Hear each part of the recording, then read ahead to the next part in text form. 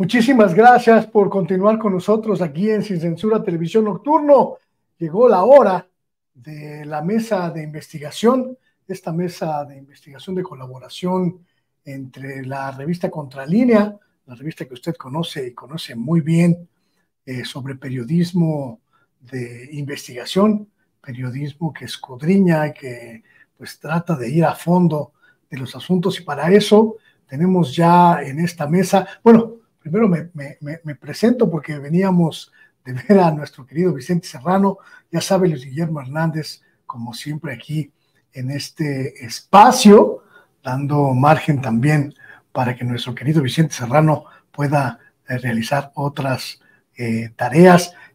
Muchas gracias por continuar con nosotros. Le decía yo, ya tenemos en este espacio a nuestro invitado, nuestro queridísimo amigo, colega, Sósimo Camacho. Bienvenido, buenas noches. Buenas noches, Luis Guillermo, qué gusto estar aquí contigo, con el equipo y con la audiencia. Para mí siempre es un gusto platicar contigo, con la gente de Contralínea, porque siempre miran la realidad desde una perspectiva que muchos medios no atinan a identificar. Y me parece que los temas que nos planteas, que nos vamos a plantear esta noche, pues son absolutamente pertinentes. El primero de ellos, usted seguramente está familiarizado con él, porque prácticamente nadie escapa a este asunto. Me refiero a los fraudes, cibernéticos, a los fraudes por Internet. Seguramente usted ha recibido algún mensaje de algún sorteo, de que se ganó una rifa, de que tiene un premio en su tarjeta bancaria, de que seguramente si le apachurra a un vínculo o hipervínculo, va usted a ser acreedor a un gran premio. Los delitos digitales, los delitos por Internet que aparecen ya como un asunto significativo y que Contralínea pues ha identificado en aumento, desde extorsiones hasta pirámides financieras se han convertido en el coco de la gente, mi querido Sósimo. Así es, Luis Guillermo, pues sí, se trata del delito, precisamente del fraude, que no en todos los casos es cibernético, pero vaya que lo que ha hecho incrementarse esta comisión del fraude precisamente es el segmento del fraude cibernético.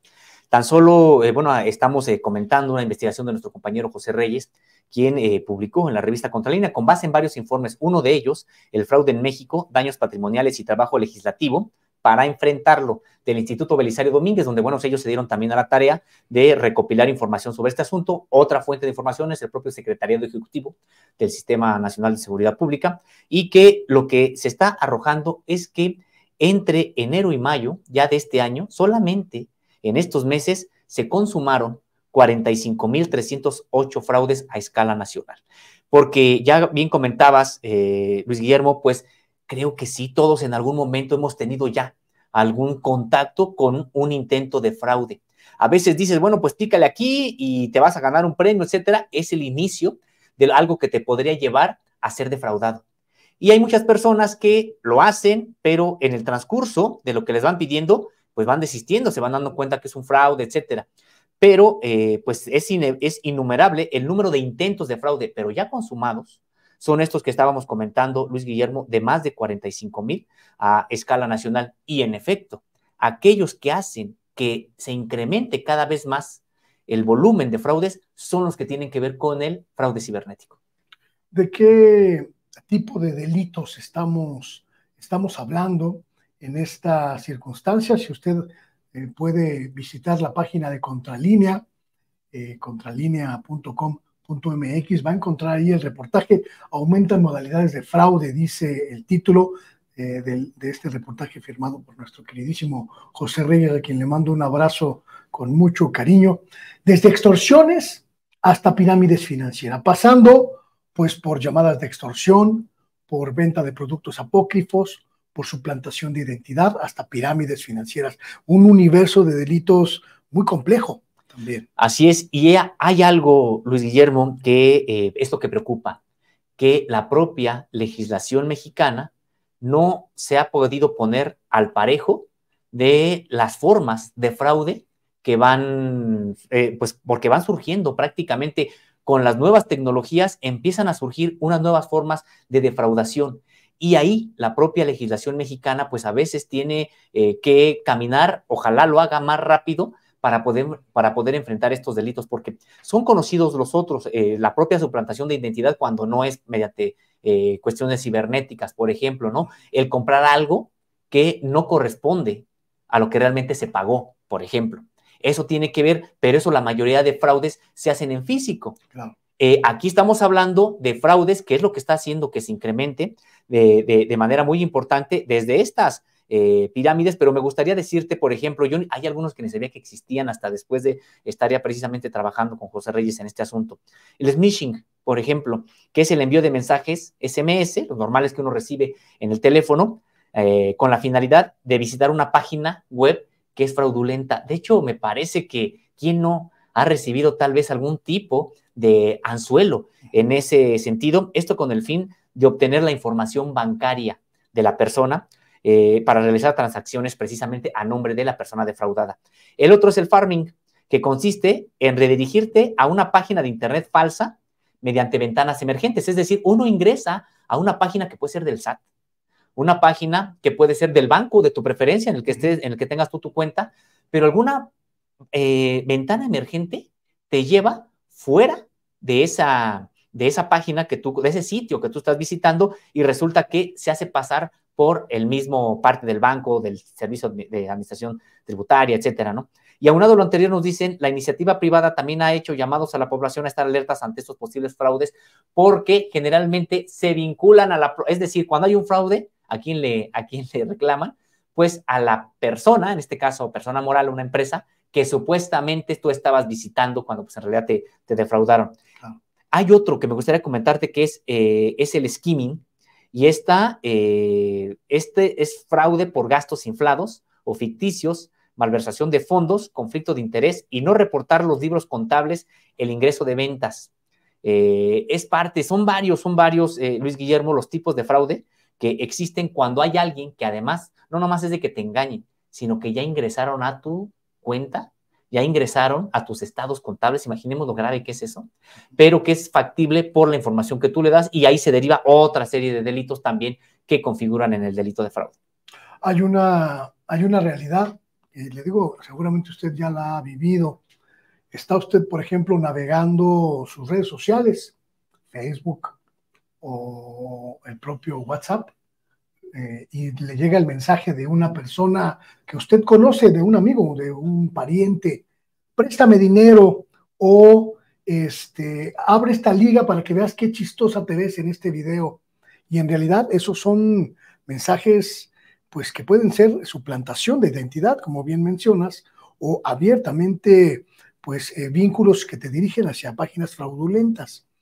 Esta dinámica que se ha detectado en el secretario ejecutivo del Sistema Nacional de Seguridad Pública, pues parece tener su incremento en ciertas épocas del año, según este análisis que dieron ustedes a conocer. Así es, en efecto, ahí se incrementan. Lo grave aquí es que el incremento en determinadas épocas, año con año, es mayor. Es decir, si es que en la época final de Navidad el incremento es importante y después hay baja, en el segundo trimestre del año, por ejemplo, baja, las cifras son superiores a las del año anterior. Entonces, eso es lo que el propio Instituto Belisario Domínguez, que es un instituto que pertenece al Senado de la República y que tiene la facultad de investigar aquellos casos que afectan a la sociedad, para que sea legislado en algún momento, y el campo de acción precisamente de los legisladores pueda ser documentado y entonces generar leyes que prevengan este tipo de casos. En ese sentido, lo que están también ellos reconociendo es que la propia ley va muy atrás, por muchas cosas. No solamente es la cuestión política, porque hay que recordarnos que para que se pongan de acuerdo, pues tiene que ver a veces no el interés público, el interés de todos, el interés general, sino los tiempos políticos. Hay que recordar que pues la propia facción de PAN, PRI y PRD en el Poder Legislativo había dicho que no legislaría absolutamente nada que proviniera del Ejecutivo. Entonces, desde ahí, bueno, pues hay ya una suerte de atraso por el ámbito político. Pero además hay otro, simple y sencillamente, porque pues las plataformas de comunicación, porque las plataformas de las aplicaciones que hay, pues van adelante, cada vez hay más, hay nuevas maneras, los propios bancos. De hecho, no sé si te has dado cuenta, Luis Guillermo, que los bancos en estos momentos, las propias aplicaciones están poniendo mucha atención en generar candados para que no puedan ser vulneradas. ¿Por qué? Pues porque ya se estaba convirtiendo en algo, pues incluso cotidiano, que los bancos después tenían que enfrentar. Y no nomás es los bancos, la propia ciudadanía, de momento que dijeras, oye, pues este dinero que tenía en mi cuenta ya no está, y aunque te lo terminen regresando, pero en medio año después, etcétera, pues ya te metieron a ti en un problema muy complicado. Entonces, en ese sentido, por eso es importante pues tener claridad en eso. Ahora bien, ¿cuáles son aquel sector de la sociedad que es más vulnerable a los fraudes? Pues simple y sencillamente aquel que está digitalizado, ¿no? El que tiene acceso a un teléfono celular donde tiene una aplicación de su banco, y que muchas veces eso es otro aspecto totalmente descuidado. La educación financiera está prácticamente fuera, incluso del propio sistema de educación pública. Hay que recordar que así como hemos señalado la oportunidad de que haya esta nueva escuela mexicana y que en efecto es mejor que la que teníamos antes, pues también señalar que si hay algo que se puede enriquecer, tiene que ver con la propia educación financiera. Y no porque estemos pensando que de momento todos los campesinos y en escuelas rurales van a abrir cuentas bancarias, etcétera. No, es precisamente para que no sean víctimas de este tipo de fraudes, porque cuando se habla ya de términos en específico de finanzas, pues muchos pueden ser sorprendidos. Mencionabas hace un momento un universo de 45,000 pues, denuncias en estos primeros 5 meses de 2023, mi querido Sósimo. Tenemos identificados los lugares, las entidades donde se llegan a cometer estos delitos y cuáles son, digamos, estos ámbitos donde más ha impactado este fenómeno. Sí, claro. Como te decía, bueno, pues en primer lugar están los estados del centro de la República. ¿Por qué? Porque son aquellos que están precisamente con mayor capacidad, con más personas en posibilidad de hacer uso de los servicios financieros. En primer lugar está la Ciudad de México. Ahí esto en el número de denuncias pues son 9,651 solamente la Ciudad de México. Y estamos hablando son denuncias, pero son denuncias presentadas por delitos que se considera que ya se cometieron. Claro. No es en el sentido de que digas, bueno, pues es una denuncia porque me quisieron defraudar. No, en este caso es porque son delitos que consumados y que entonces se denuncian, claro, porque también habría que ver el número de casos que no se denuncian también es muy grande. La cifra negra ni siquiera se sabe exactamente a cuánto asciende. Por eso cuando hablamos de 45,000, pues quiere decir que el problema ha prendido precisamente las alertas en varios sectores de la propia administración pública. En segundo lugar está el Estado de México con 6,002. Hay que recordar que la entidad con mayor número de personas es el Estado de México, pero también el mayor número de personas bancarizadas o con acceso a servicios financieros cibernéticos están en la Ciudad de México. Y es una diferencia importante, 9,651 que se han presentado en la Ciudad de México por 6,002 del Estado de México. Otra entidad es Jalisco con 4,077 y uno podría ubicar que la mayor parte de los casos pues está en la zona metropolitana de Guadalajara. Está el caso de Chihuahua también de manera sorprendente y uno podría pensar, Luis Guillermo, que se trata sobre todo de la capital, y resulta que no. Es importante también el número de casos ahí, pero tiene mucho que ver con la propia frontera, con Ciudad Juárez, también donde están ocurriendo, que eso es lo que hace que vaya incluso Guanajuato arriba. ¿Qué otras entidades? Querétaro, que hay que recordar, pues está muy cerca de la Ciudad de México. Claro. Muchas personas de la Ciudad de México han emigrado a Querétaro, donde han encontrado también un desarrollo industrial importante. Por eso se explica esta parte. Está Puebla, está Veracruz sobre todo por el número de personas que tienes. Es un estado muy grande con muchas personas. Y a mí sí me ha sorprendido, la verdad, Luis Guillermo, que en estos primeros lugares, pues también me había saltado precisamente a Nuevo León, que es donde están, pues sí, las ciudades con mayor número de personas bancarizadas y el mayor número de personas también con servicios financieros. Aquí estamos hablando, por supuesto, de la región metropolitana de Monterrey. Mencionabas también al principio de la conversación que si bien hay ciberdelitos que afectan a quienes utilizan los servicios digitales de banca principalmente, pues también hay delitos que no son necesariamente cibernéticos. ¿De qué universo estamos hablando ahí, Sosimo? No lo tiene desagregado en ese sentido, solamente lo que se señalan tanto el propio secretario ejecutivo como el Instituto Belisario Domínguez es que lo que ha hecho incrementarse de manera importante el delito de fraude en México es el segmento que proviene de los delitos cibernéticos, porque en efecto el otro delito que decíamos puede ser el engaño. Un fraude es un engaño en el que, oye, yo te vendo una propiedad, vamos a la propiedad, te la muestro incluso y firmo un papel que ya cuando yo lo llevo ante notario público o cuando quiero hacerlo valer ante una autoridad resulta que es apócrifo. Ese tipo de fraudes siguen ocurriendo, pero lo que ha incrementado realmente ya el número y de ahí la emergencia es la cuestión cibernética, porque da cuenta de que el problema apenas empieza. Es que ese es el asunto. El asunto de la conclusión de todo esto es de que es un problema que no se está atacando por las falencias que decíamos en materia de generar legislación al respecto, pero esto sigue avanzando, la propia tecnología sigue avanzando, las propias aplicaciones, pues prácticamente ya la mayoría incluso de medianas empresas tienen ya aplicaciones que tú puedes descargar para determinado servicio en tu teléfono celular, en tu computadora, en tu tableta. Entonces, en ese sentido, se espera que el número vaya incrementándose cada vez más, porque no hay ni siquiera todavía la posibilidad de que desde el poder legislativo pues empiece a tomarse cartas en el asunto. Eso es lo que atañe al poder legislativo. Tenemos otra parte porque cuando haya la ley, el poder ejecutivo, el encargado de ejecutar las leyes, tendrá también que desarrollar capacidades de vigilancia, ¿de quién estamos hablando? De la propia Secretaría de Seguridad y Protección Ciudadana, claro, de la Fiscalía General de la República, es decir, ya en el ámbito del Poder Ejecutivo. Lo grave es que todavía estamos atrasados en la parte del Poder Legislativo.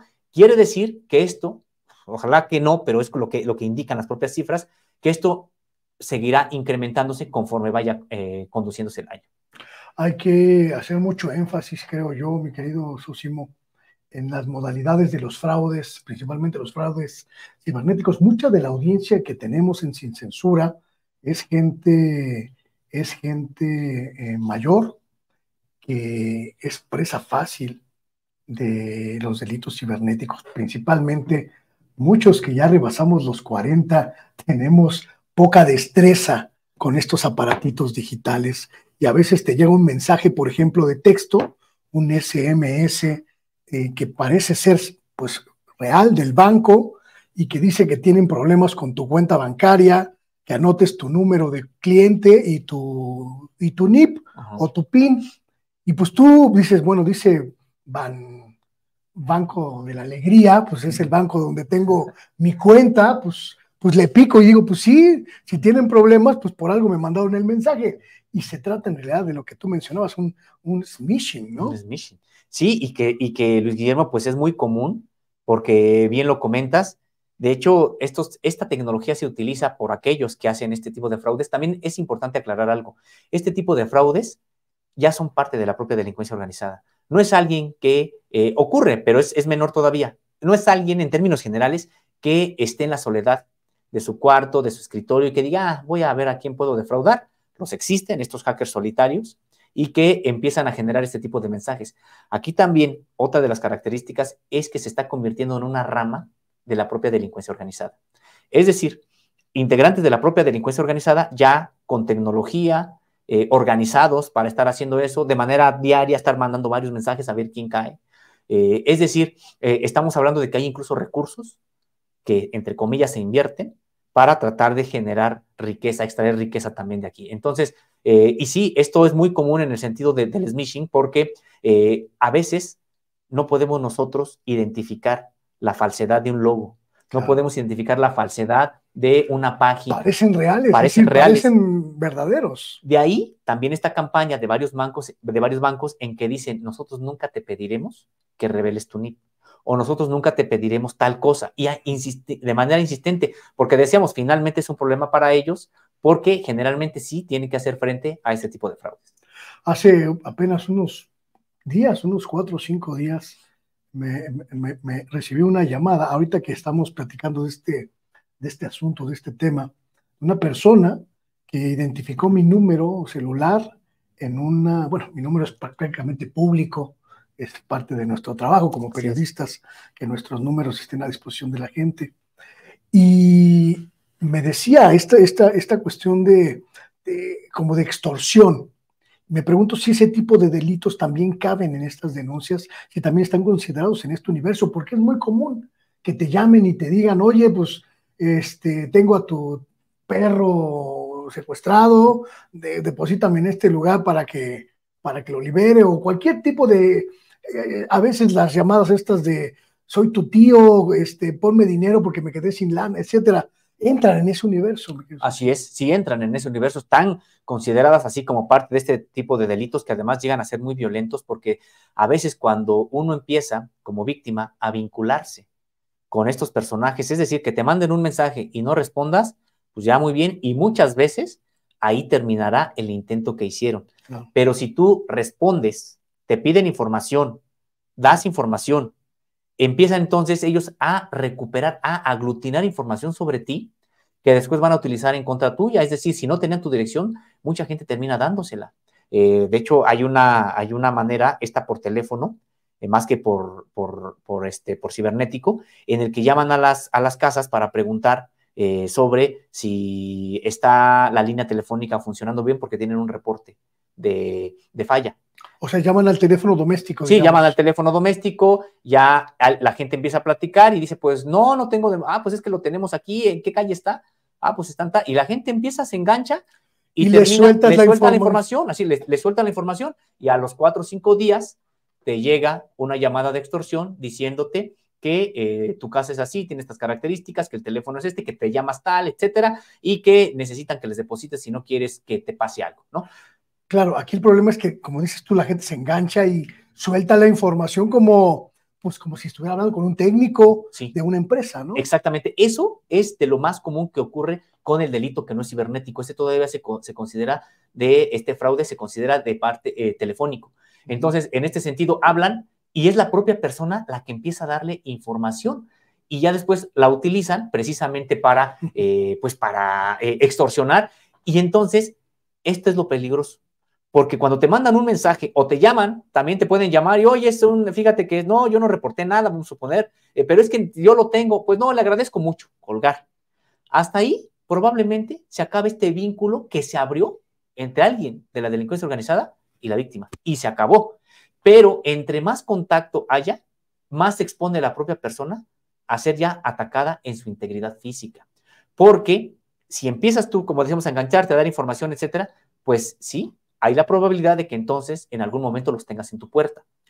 Entonces, aquí el asunto, por eso es tan importante, estos temas, Luis Guillermo, por eso es muy importante hacer conciencia en este sentido, porque finalmente terminan, esta información podría evitar delitos de alto impacto. Entonces, incluso también hasta el cómo actuar, el qué hacer, y por eso es importante que se identifiquen. Ahora, es importante que la gente los identifique para saber que no puede caer en ellos, pero es importante que la propia autoridad, tenga claridad sobre la definición, sobre la tipología penal que es cada delito, porque entonces así va a poder poner pena, se va a poder combatir, y entonces el Poder Ejecutivo también va a tener las herramientas para decir, no, esto es un delito, y esto se combate. Entonces, por eso es tan importante pues señalar que hay más de 45,000 delitos que se cometieron en unos cuantos meses de este año, que se consumaron, y que esta cifra es cada vez mayor. ¿Por qué? Porque estamos retrasados, no solamente en México, en términos generales, en el mundo hay un retraso importante en cuanto a la legislación de los servicios que se ofrecen por Internet. ¿Cómo se puede estar alerta, mi querido Sosimo, en este tipo de circunstancias? Pues porque uno, a veces te agarran en tus 5 minutos de disipación y pues le sueltas la sopa sin darte cuenta, ¿no?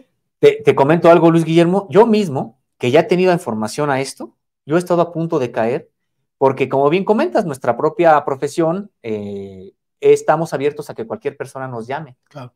Entonces, de entrada, hay personas que pueden decir, pues sí, por la actividad a la que se dedican, oye, este teléfono no lo conozco y no respondo. Me parece que eso sería una buena opción, claro, de las personas que no se dedican al periodismo. Nosotros que estamos en el periodismo, ves un teléfono que no conoces y de todas maneras respondes. Claro. Entonces, en ese sentido, imagínate, Luis Guillermo, me llaman y respondo y me dicen, ¿qué tal? ¿Cómo está? Le hablamos acá de una alcaldía.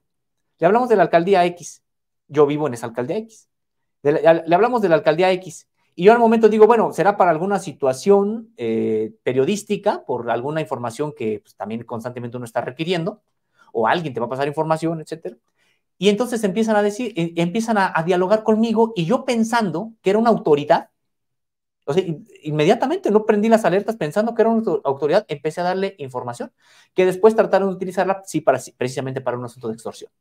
Entonces, soltaste la sopa y caíste como todos. Así es, así es. Entonces, y no obstante que tengo información sobre esto, no obstante que he estado leyendo, no es el primer texto que hacemos en este sentido, y que a veces son muy habilidosos. Entonces, de entrada, sí, de entrada, me parece que las personas no pueden dar información sobre su persona, sobre su domicilio, sobre su patrimonio, sobre sus bienes, sobre sus cuentas. Eso me parece que es la regla de oro. Si es que hay personas que dicen, sí, yo sí contesto a teléfonos que no conozco, pues igual lo pueden hacer, pero en cuanto les pidan algún tipo de información que tiene que ver con su persona, con su patrimonio o con sus cuentas, ahí cortar cualquier tipo de comunicación. Tenemos también el grave problema de que pues el crimen se ha sofisticado también, mi querido Sosimo, ¿no? Y de que los truanes pues tratan de hacer cada vez más creíble la forma en la que nos engañan. Digo, no está de más poner un acento en esto, porque ellos van 25,000 kilómetros adelante de nosotros en esta carrera, ¿no? Así es que son, y no es porque uno podría decir, bueno, es que ¿qué es? Se trata de superhombres, de personas muy inteligentes, no necesariamente, en realidad son personas que han encontrado una oportunidad ilegal, ilegítima, para obtener dinero a partir de una falta, primero de legislación, pero incluso no solo, sino incluso también, pues, ¿cuánto tiempo tenemos, Luis Guillermo? Me refiero como humanidad, como sociedad, con este tipo de aparatos. En realidad es algo muy, muy reciente.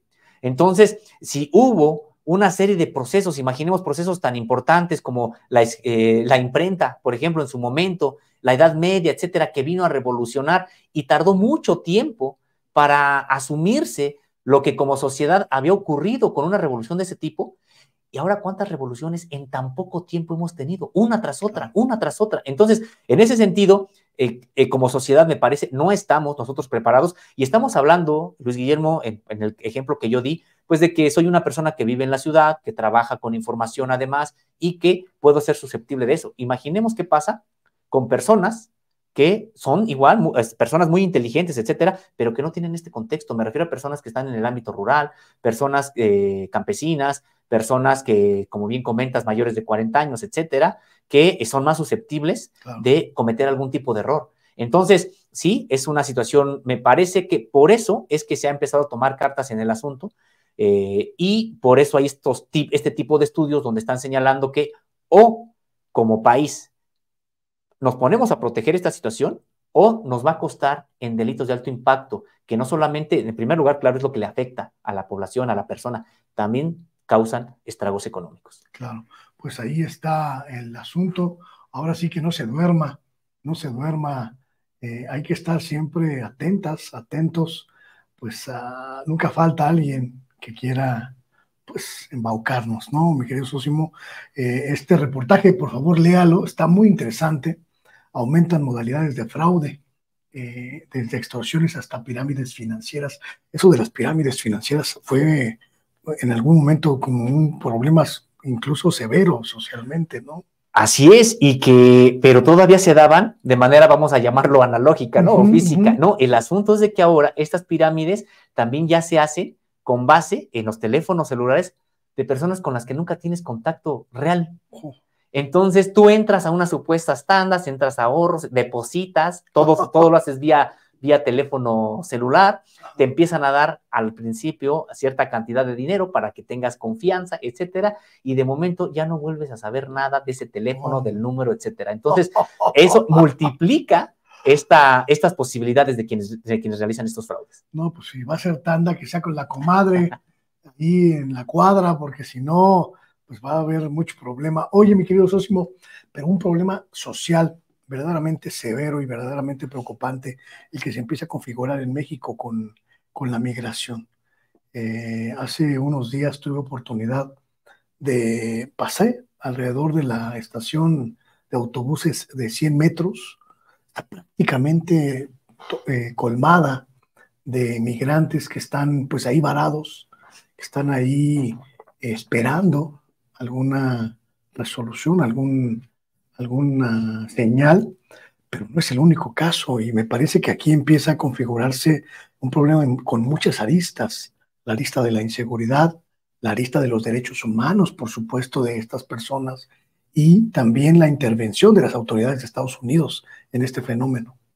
Así es, Luis Guillermo, pues es un fenómeno muy doloroso y también muy complejo. Muy, muy complejo porque, pues de nueva cuenta, los migrantes están siendo ya prácticamente bandera en las campañas allá en Estados Unidos. Apenas escuchábamos declarar a Donald Trump diciendo que él cuando regrese a la presidencia de Estados Unidos saturará la frontera con México de tropas y que pues otra suerte de amenaza en este sentido y que además no son soluciones, son dichos para una masa que ve las cosas de manera muy superficial, pero que podría llevarlo a la presidencia a este personaje. Entonces, Luis Guillermo, pues de entrada señalar que la migración no es un problema de seguridad en su origen, es un problema humanitario, es una crisis humanitaria, que son decenas, si acaso cientos de miles, las que se encuentran, de familias, las que se encuentran en tránsito en alguna parte del mundo, e invariablemente por el continente americano, desde el sur hacia el norte, o también desde el sur del continente americano hacia Europa, incluso vía África, o de África misma hacia Europa, vía el Mediterráneo, de Asia hacia Europa. Es decir, estamos viendo nosotros hoy se le ha llamado el siglo de las migraciones, y no va a haber muros, no va a haber militares, no va a haber bayonetas que paren estas olas humanas, porque son personas que están huyendo pues de la miseria, de la persecución política, del cambio climático, de la delincuencia organizada, vienen de tragedias impresionantes. Imaginemos qué tragedia puede pasar o qué dificultad te puede pasar a ti en tu vida que de momento decides embarcarte en un viaje donde sabes que probablemente si eres mujer vas a ser violada, donde sabes que si eres hombre probablemente te pueda en algún momento retener el narcotráfico para que trabajes para ellos y no sabes si vas a sobrevivir o no. Es decir, todo esto lo saben los migrantes. Sin embargo, tienen que migrar. No es algo porque, Luis Guillermo, muchas veces personas que a veces ven el fenómeno de manera muy superficial, critican a los migrantes, mucha falta de empatía a veces en esta situación. Y sí sabemos que hay un problema muy complejo con respecto de la migración, pero también tendríamos que señalar las propias responsabilidades de los países receptores, porque habría que saber que las principales empresas que saquearon, mineras entre ellas, los regímenes que estos gobiernos apoyaron, etcétera, y que generaron tal nivel de desigualdad, tal nivel de pobreza, pues claro que tienen responsabilidad a los países ricos. Ellos les explota ahora el tema en sus puertas, pero no asumen esta posibilidad y lo ven entonces como, este es mi territorio, de aquí no pasas, cuando es un problema mucho más complejo. Leíamos en Contralínea, mi querido Sósimo, un reporte, pues a mí me parece muy grave, muy delicado, de el aumento de los abusos contra los derechos humanos de las personas migrantes, principalmente en la frontera con Estados Unidos. Y pues este problema que podría ya parecer, como dicen ustedes, crónico en la publicación, pues evidencia, por un lado, el fracaso prácticamente total de la política migratoria de todo el continente, porque aquí no podemos exclusar ni podemos excluir a nadie, desde Canadá hasta Argentina, involucrados en este problema de manera fallida, pero también la criminalización que mencionas, que hace el gobierno de Estados Unidos principalmente del fenómeno migratorio.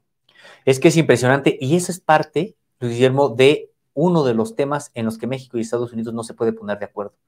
Porque así como sí hay que criticar lo que ha pasado con el Instituto Nacional de Migración, las responsabilidades que también tiene en estas estaciones migratorias que prácticamente son cárceles, hay menos ya con ese modelo, pero siguen existiendo en nuestro país. Señalando esa crítica, también decir que México ha intentado una política distinta, pero que se ha encontrado con la negativa rotunda de Estados Unidos, con amenazas rotundas incluso de Estados Unidos. Recordarás, Luis Guillermo, que al inicio de la actual administración incluso se dijo que se iba a cumplir con la ley en México. y la ley es que migrar en México no es un delito. Claro. Si acaso es una falta administrativa, Claro. pero no implica que tengas tú que ser detenido, encerrado, etcétera. Entonces, eso, de entrada, por principio humanitario, lo empezó a aplicar el gobierno actual de Andrés Manuel López Obrador. Y recordarás que vino el cierre de la frontera, la amenaza de Estados Unidos prácticamente desde el punto de vista económico, de meter al país en una situación realmente importante en materia de crisis económica. Entonces, en ese sentido, es uno de los puntos de las aristas en los que no hay punto de acuerdo entre México y Estados Unidos. Y Estados Unidos pues sigue presionando. Me parece que recordarás, Luis Guillermo, que esta política finalmente migratoria Estados Unidos la ha impuesto a todo el continente. La ha impuesto y decíamos, es una política que se reduce a lo restrictivo, a la criminalización de la propia migración y que para nada ve las propias razones de la migración. Recordarás que pues México impulsó incluso programas allá en América del Sur y en el Caribe para tratar de que la gente que está en estas regiones expulsoras de familias pues tenga la oportunidad de quedarse ahí, tal vez de forjarse con algún patrimonio, este tipo de programas, planes de estudio, planes de gobierno, planes sociales, en el que, pues, tipo jóvenes construyendo el futuro, tipo ayuda para madres solteras, etcétera, y resulta, precios de garantía para los campesinos, y vaya que ha costado trabajo que Estados Unidos cumpla su palabra, porque incluso aceptó. El debate lo perdió Estados Unidos, o sea, dijo, sí, me parece que tengo que apoyar a estas regiones, pero a la hora de la hora nomás no llegan los recursos o llegan a cuentagotas. Y aquí si no fuera recursos para la guerra en Ucrania, porque ahí sí, pues la liberación de recursos es muy, muy alta.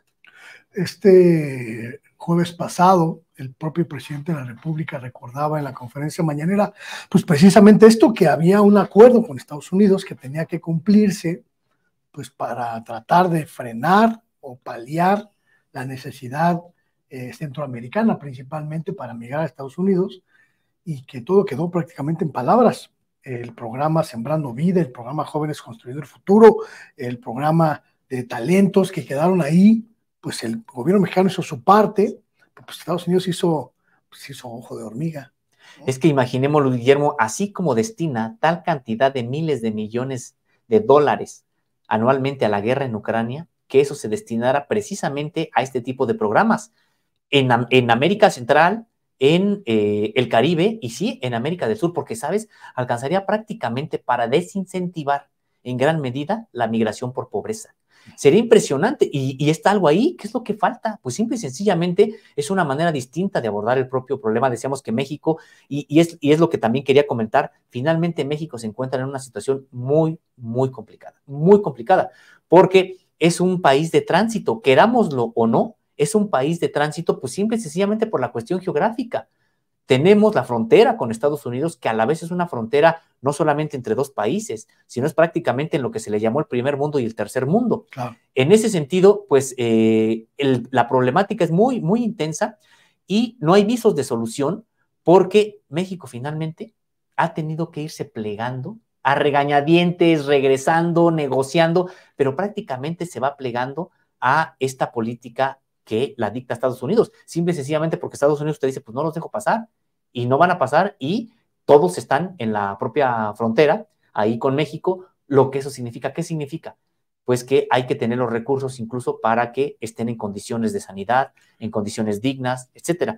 Decía esta mañana el presidente en la conferencia, el jueves, en la conferencia mañanera, decía que los organismos internacionales como Naciones Unidas pues prácticamente no sirven para paliar este fenómeno, porque únicamente toman partido cuando hay que hacer guerra y mandar armamentos, pero cuando se trata de ayudar a los países pobres, pues que son los que expulsan la migración, no solo en América, sino también en África, hacia Europa, pues están prácticamente inexistentes, ¿no? Sí, y me parece, Luis Guillermo, que esto nos habla de un fracaso también absoluto del sistema de Naciones Unidas en su conjunto, porque, a ver, no se van a cumplir los objetivos del desarrollo sostenible y no, antes criticaban, es que México y el petróleo y siguen apostándole, no, ni siquiera ya nos abandonaron porque por la guerra en Ucrania no van a poder Estados Unidos, en su caso, por ejemplo, cumplirlos, ni los demás países. Entonces, por un asunto de guerra geopolítica que pudiera incluso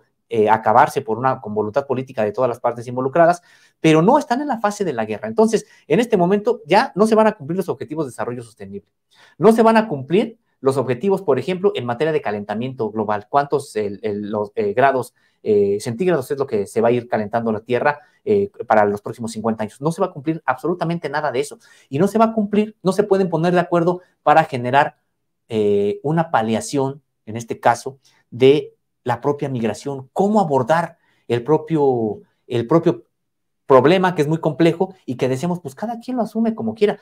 ¿Qué acaso no estamos hablando de personas? ¿Qué acaso no estamos hablando de humanidad en tránsito? Claro. ¿Cuántas están muriendo, Luis Guillermo, ahogadas en el mar Mediterráneo? Estos barcos con muchas personas, tanto de África como de Asia, que terminan hundiéndose en las costas de España, en las costas de Francia, en las costas de Italia, y una indolencia impresionante, porque me parece que se pudo haber hecho algo siempre más, me refiero con casos particulares, pero no se hacen porque son migrantes. Entonces, es algo, me parece muy complejo y que la humanidad está fallando ahí. Aquí hay una arista, en el caso de nuestro país también, un poco pensando en lo que ocurre acá. Hay una arista que me parece muy, muy delicada, que es la arista política, mi querido Sósimo. Hace unos días el propio presidente lo denunciaba en la conferencia mañanera. Pues el tema está ya tomándose como parte de la bandera política de ciertos sectores, esta decisión de Ferrocarriles Nacionales, de Ferromex, ¿sí?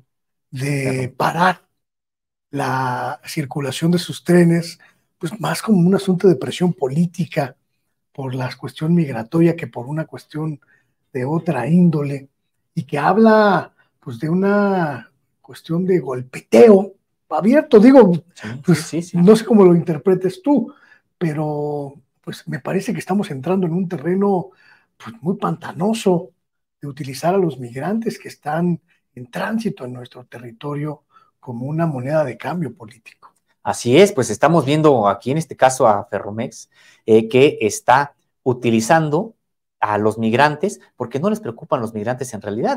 Ellos dicen que están, bueno, pues que es para que no haya algún tipo de accidentes, más bien es una presión de carácter político en contra de la actual administración, y me parece también muy deleznable, porque además es una decisión que se toma de manera unilateral. Ni siquiera hubo algún tipo de aviso, de negociación con el propio gobierno federal, si tuviera realmente alguna intención de proteger a los propios migrantes, de proteger las propias rutas del tren.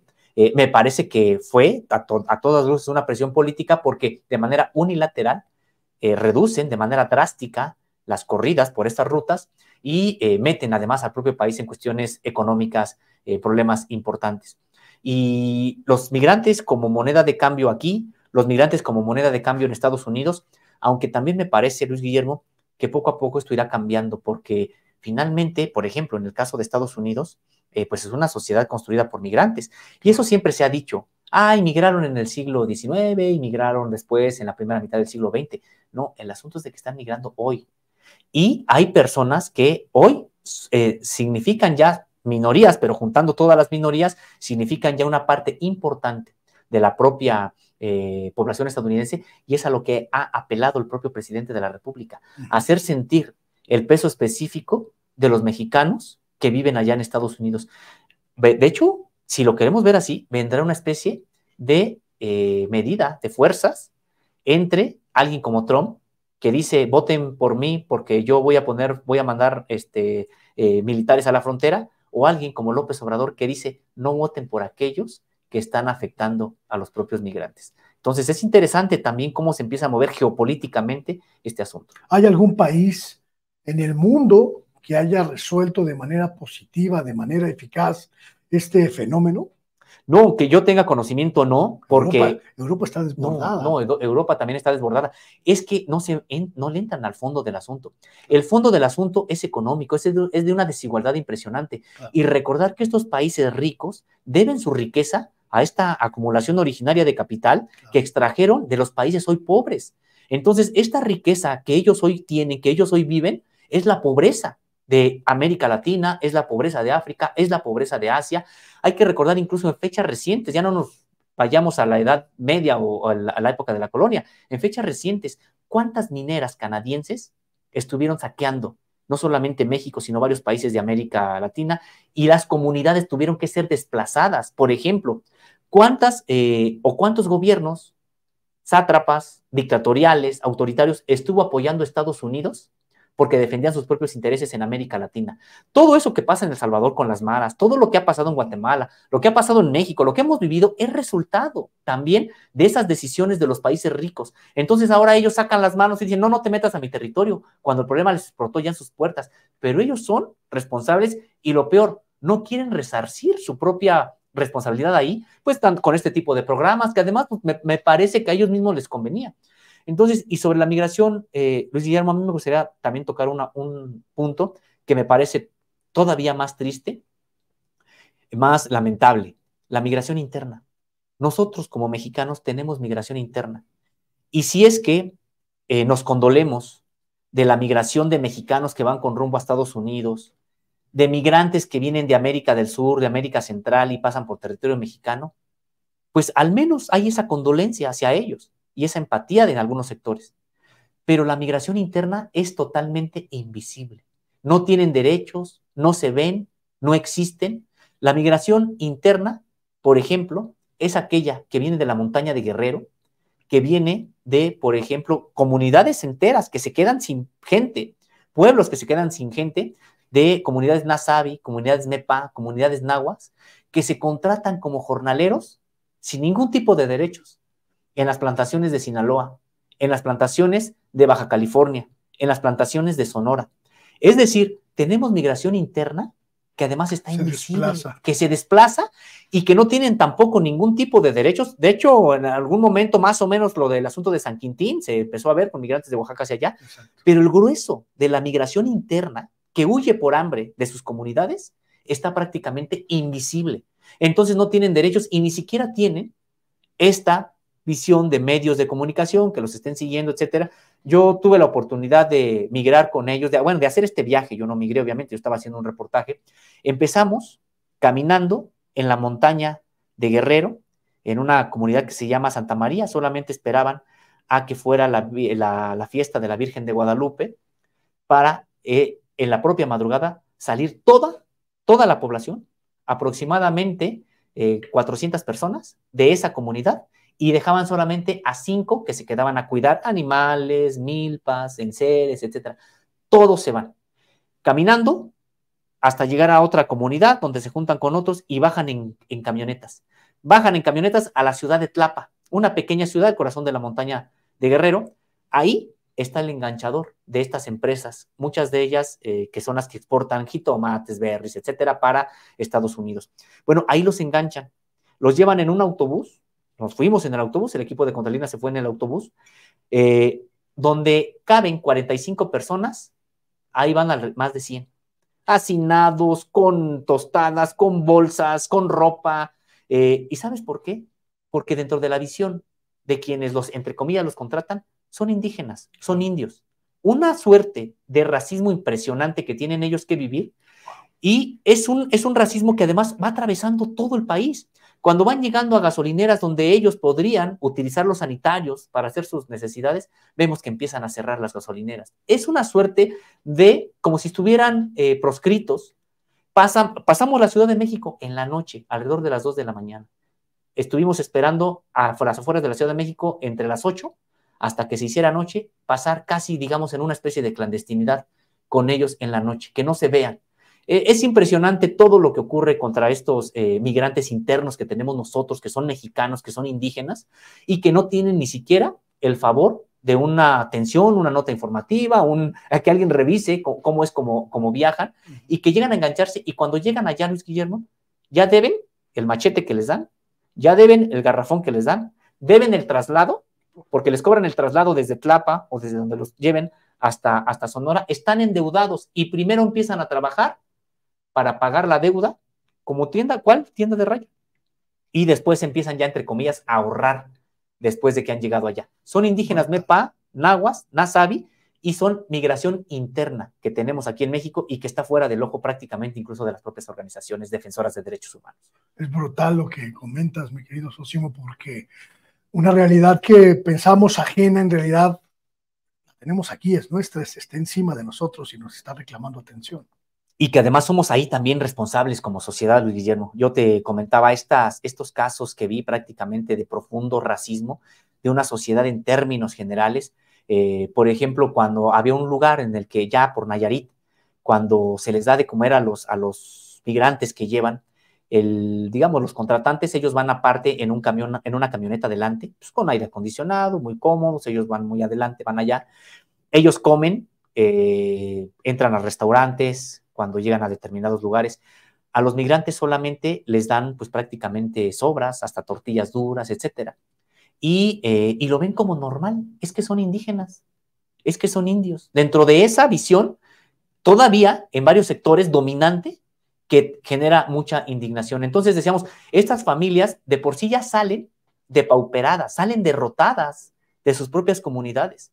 Salen, ponen un pie fuera y para ellos ya todo es estar en contra. Todo es en contra, actos incluso de humillación en contra de ellos y están en la total vulnerabilidad. Entonces, hay un reportaje ahí que hemos publicado en Contralínea que tiene que ver con estos migrantes que además son niños, muchos de ellos están trabajando como en estas plantaciones, obviamente a donde llegan no hay escuelas, es decir, y se van por miles. Entre noviembre y diciembre salen 50,000 personas de la montaña de Guerrero, y esto es por pobreza. ¿Tienes alguna expectativa de los anuncios que hizo el presidente esta semana? Una posible reunión con Estados Unidos para tratar el tema migratorio hacia noviembre, diciembre, quizá una visita del presidente López Obrador a Washington, una visita del presidente Biden a México para pues hablar de estos asuntos. Sí, me parece que es importante la actividad que ha tenido México en ese sentido. Señalar que así como te decía Luis Guillermo, podemos criticar, por ejemplo, que todavía existan estas estaciones migratorias que son en realidad cárceles. De hecho, por eso esta tragedia donde murió tal cantidad de migrantes, pues es porque prácticamente funcionan como cárceles. Criticar esta parte, también señalar que es una situación muy compleja y que México ha estado arrancando poco a poco a Estados Unidos algunas maneras por lo menos distintas de abordar el asunto. Y creo que México ha podido jugar también las propias cartas que tiene, porque sabemos que es una relación pues asimétrica. Estados Unidos tiene el ejército más poderoso no del mundo, sino de la historia de la humanidad. Estados Unidos es un país con una economía que puede presionar durísimo a la mexicana, pero bueno, México también, las herramientas que también pudiera jugar en ese sentido, creo que las ha jugado también bien y que tiene que ver con la propia geopolítica. Entonces, en ese sentido, creo que sí se puede todavía impulsar en el sentido de que Estados Unidos cumpla con lo que ya prometió y que es que para Estados Unidos no es nada, Luis Guillermo. Lo que se está yendo a la guerra en Ucrania, eso sí son presupuestos importantes. Claro. Prácticamente lo que México está diciendo, que Estados Unidos ayude a América Central y el Caribe, son marginales para los montos que, por ejemplo, maneja Estados Unidos en ese sentido. Claro, pues ahí está el tema. Vamos a tener que pues, seguirlo observando. Sosimo, es un tema que no se va a agotar y que seguramente nos va a pues, provocar muchísimos dolores de cabeza, porque esto solo está creciendo y solo está expandiéndose hacia todos los niveles, ¿no? Sí, y me parece que pues tener precisamente esa empatía con la gente que está en tránsito, que migra, que tiene situaciones muy, muy complicadas y que el hacer cada vez más difíciles las maneras, los trayectos, por ejemplo, esto ahora del tren, donde prácticamente pues les están quitando esa posibilidad de irse en el tren, ¿hacia dónde los arrojan entonces? ¿Qué opciones hay? Pues las rutas de la trata de personas. Claro. Esto es hacer el caldo gordo a los cárteles del narcotráfico, a los clanes que trasiegan con personas, que esclavizan a personas, pues esto es lo que están haciendo, arrojando a los migrantes a este tipo de organizaciones criminales. Mi querido Sosimo, muchas gracias por la conversación, las plataformas, las redes, los espacios de Contralínea. Así es, pues estamos en www.contralinea.com.mx, en donde podrán encontrar pues algunos detalles de los temas que hemos aquí abordado. Estamos también como Contralínea en YouTube, Facebook, Twitter, Instagram y TikTok. Bueno, Twitter ahora es X. Estamos también como Contralínea Audio en Apple Podcast, Spotify y también en iVoox. Tenemos un noticiero de lunes a viernes en punto de las 10 de la mañana y hasta el mediodía por las plataformas de Contralínea. También tenemos una mesa de análisis los lunes, miércoles y viernes en punto de la 1 de la tarde y hasta las 2, Contradebate. Y también, por supuesto, les invitamos a que estén aquí con nosotros en este esfuerzo informativo Contralínea Sin Censura por las plataformas y desde las instalaciones de nuestros amigos, nuestros compañeros de Sin Censura. Pues ahí está, muchísimas gracias, mi querido Sosimo, y gracias a usted también por esta conversación. Continúe, estamos en Sin Censura Nocturno, viene la tercera parte de esta emisión, así que no se vaya, continuamos.